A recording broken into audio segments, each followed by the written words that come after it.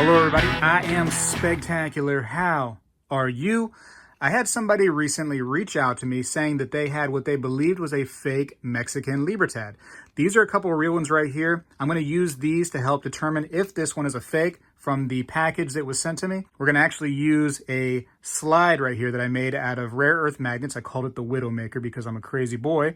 I have a digital scale to make sure that the weight's right, digital calipers. I also have a Sigma Metalytics machine to test the metal, and let's have some fun. Let's find out if this Mexican Libertad, not these ones, are fake. And as you know, if it is fake, we are going to kill it because I don't like fakes in our hobby.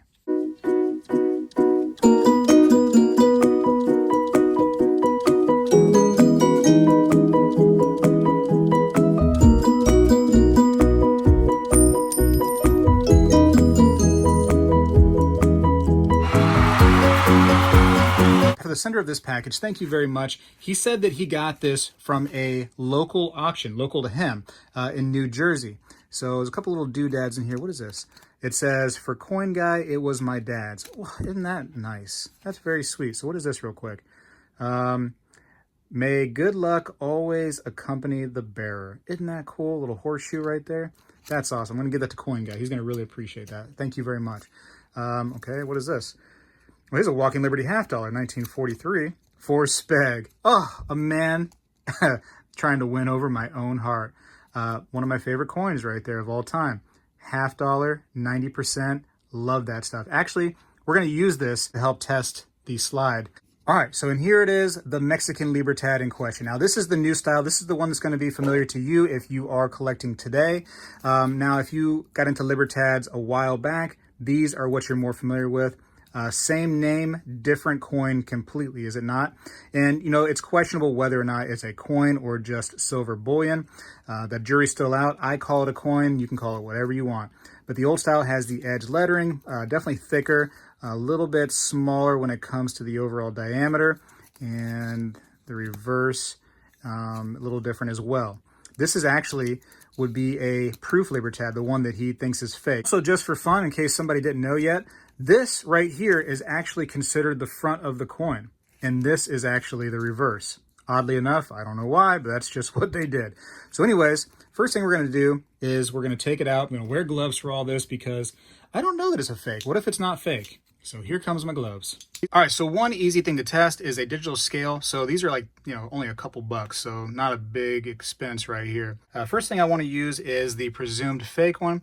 It's on troy ounce. These should weigh 1 troy ounce because they are 999 fine silver, and they actually say 1 ounce on there, 1 onza. So here we are, 1 troy ounce according to the scale. So that's a good weight. That's perfect, actually. Here is another proof that is actually a real one. Again, 1 troy ounce. So that one's good. And here is the bullion version that is supposed to be 1 ounce. Again, a real one. And 1 ounce. So all three weigh the right amount. All three weigh 1 troy ounce. So that's good. We should have 3 troy ounces right here if I go ahead and put all 3 on there just for fun. 3 troy ounces. Wow, the scale works. And it was so cheap. All right, and next up is the caliper test. Why are we doing all these tests? Because no one test is really going to be enough to determine real or fake. You really want to do multiple tests. Do you have to use every single test that I have here? Absolutely not. You can use a few.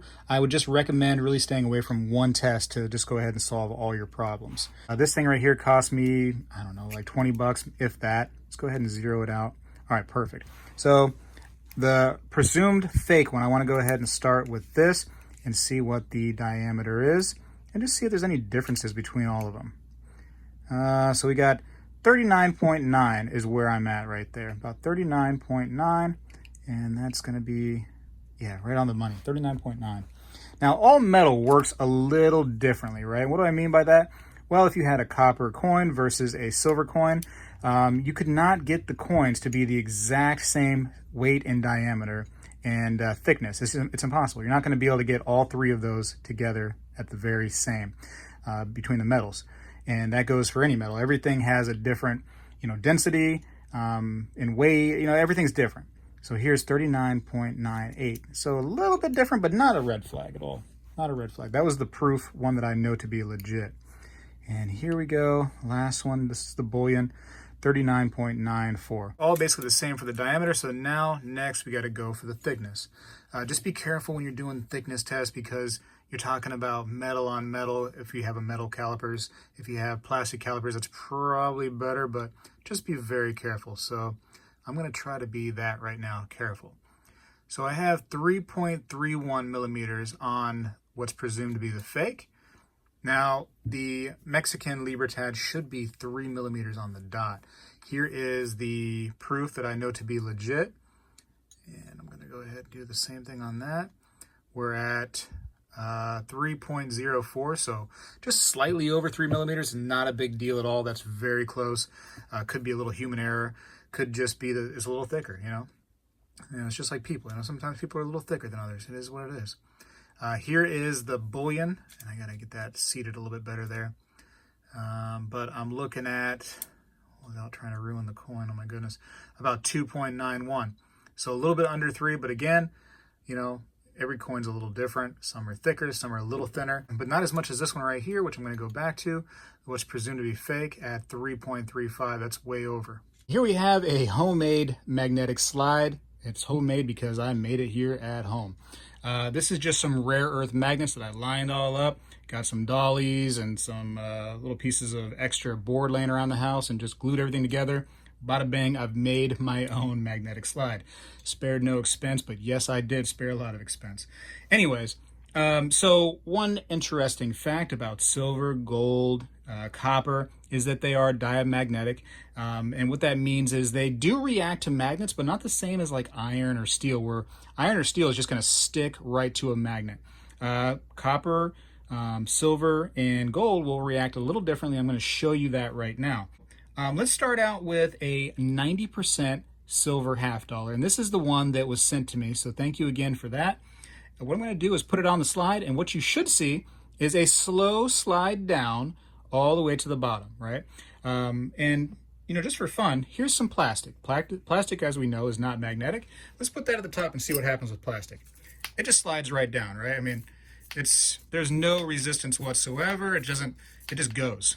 And this is about, I would call this a little bit more probably than a 45-degree angle. You can do this as much of an angle as you want. Here, let me show you this. Let me show you this. Let me go ahead and put it almost to where it's straight up and straight down. Here's the plastic, straight down, right? It doesn't try to resist at all. And we know that. Why am I showing this? Because I'm crazy, right? Once again, I'm straight up and down. Let me show you what happens with a silver half dollar. Again, straight up and straight down, just about. I mean, a slight little angle to it, just slight. Look at this. Watch this. Is that not, it's like I'm doing this in space or something. Isn't that gnarly? So that is a 90% silver half dollar, and it's showing you the diamagnetic properties where it just nice and easily goes down there. Not sticking, but not totally ignoring the magnet altogether like the plastic is. And again, silver does that. Here is a copper round. Copper does it as well. So there you go. Very interesting, is it not? Now, do I have to do it at a full up and down angle? Nah, 45 degrees is usually pretty good. It's really good for video when you do that full up and down angle. So here we go. Here's the Widowmaker, handmade. Here is the presumed fake coin, right? Almost called it a round, but again, I believe it's a coin. So there it is, coming on down. Now, you might say that, hey, that seems pretty all right to me. And while I would tend to agree, that's not such a bad fall, a free fall. Watch what happens now. All right, now this is the proof that I believe is totally real based on my previous research on other days when I checked it. Do you think it slides differently? Here is the bullion. And this is, again, one that I think to be real. Do you think it slides differently than that first one? What do you think? Kind of seems slower, no? Now watch what happens when I use this one right here that is presumed to be fake. It's going to reach out and it's going to touch those ones. It's going to push those because it's definitely going at a different level. Something in here is not pure silver, that's for sure. Now, a lot of people say, like, Spegtacular, I have a metal slide that I've made, and that's good enough for me. It's cheap. I don't have to buy too much more than that. And while I will say that that is a good way to test, it should not be your only way to test.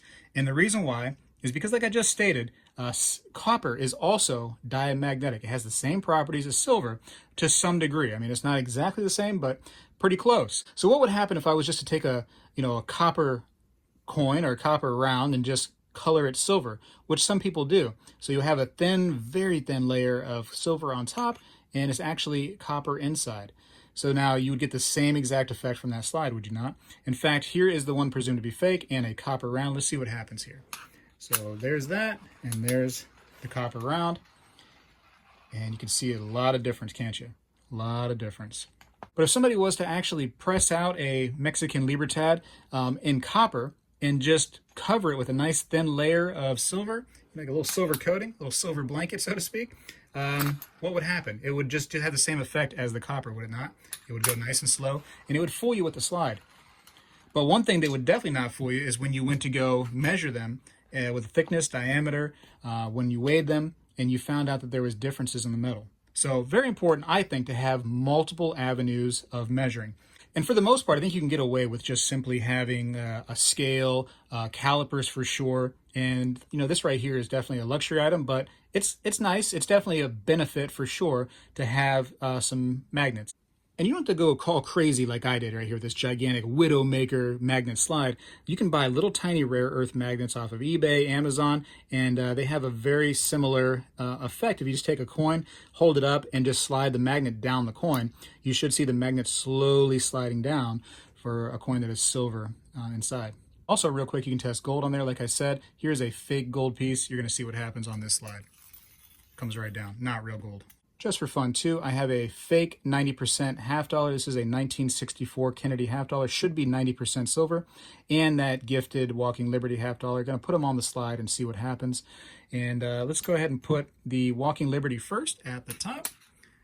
You can see that the slide actually extends way beyond where my camera goes because it's huge. Just for fun, I just kind of got crazy with it.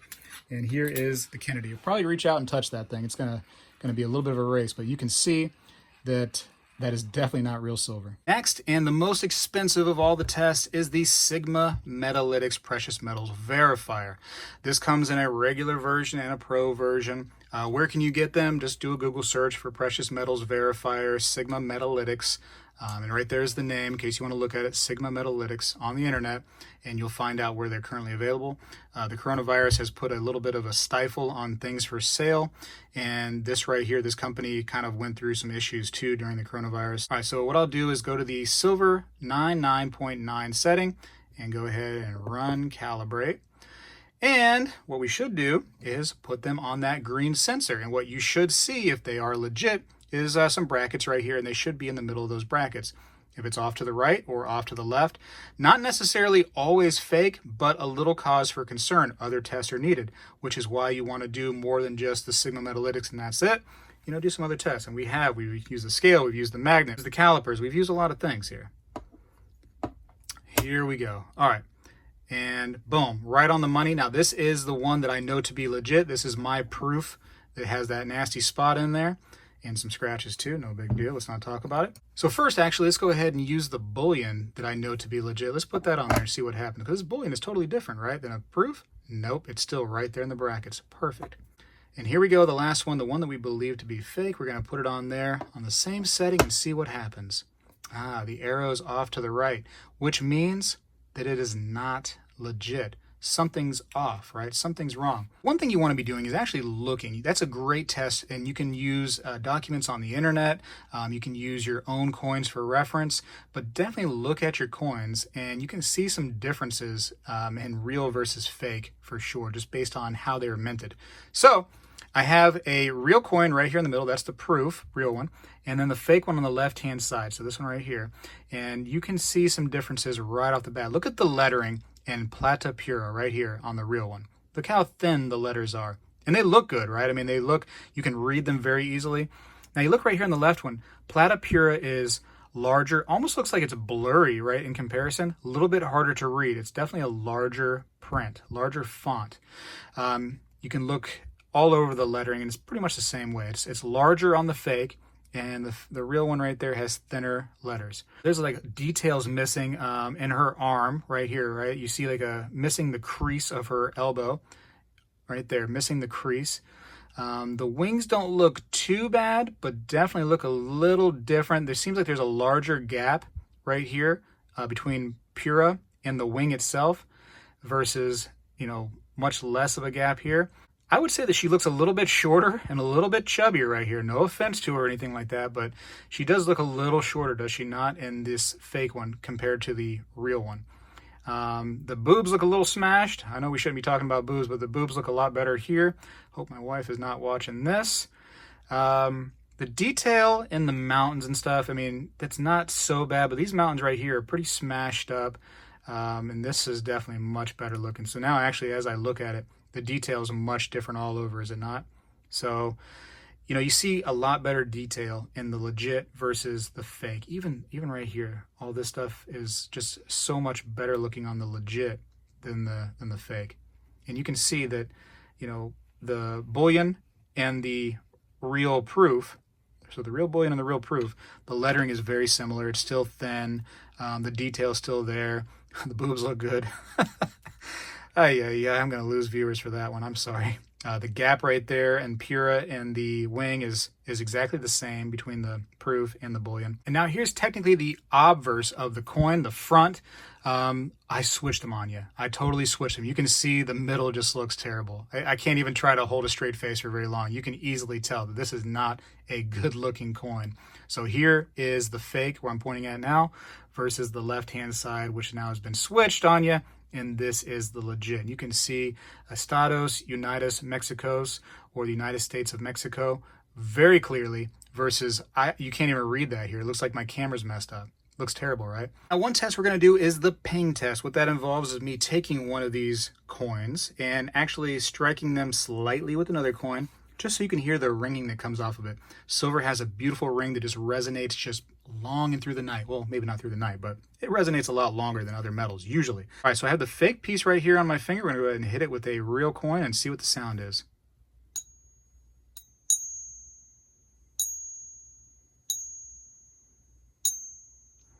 It has that terrible, high-pitched brass sound to it, does it not? I've made a few of these kind of videos before, not with Libertads, but other coins, and that tends to be that same brass sound to it. So listen to what a good coin that's made out of silver sounds like. See if you can hear the difference here.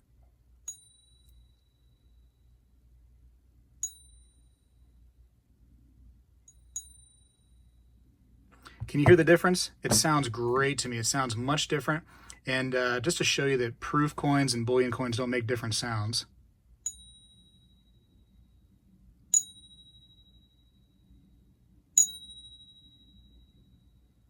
Sounds a lot better. These are the legit coins. This one right here sounds just really high pitched and kind of nasty. I would imagine there's a piece of brass in there. There's one thing left to do, and that is to go ahead and take my 10 snips and just go ahead and dig into it.